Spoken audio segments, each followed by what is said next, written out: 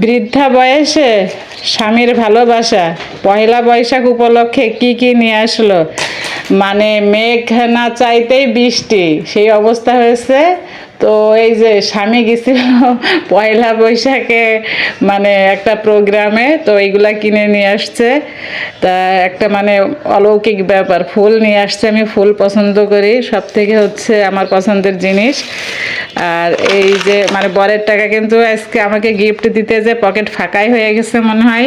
মিষ্টি নিয়ে আসছে, সবই পছন্দের খাবার। এটা হচ্ছে সিঙ্গাড়া, ও মাই গড, এটা হচ্ছে আচার, এই যে আচার, এই যে পিঠাও কিন্তু স্টল থেকে কিনে নিয়ে আসছে।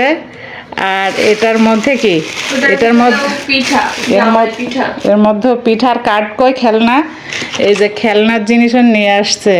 পয়লা বৈশাখে এত উপহার স্বামীর কাছ থেকে পাবো বৃদ্ধা বয়সে, তা ভাবতেই পারিনি।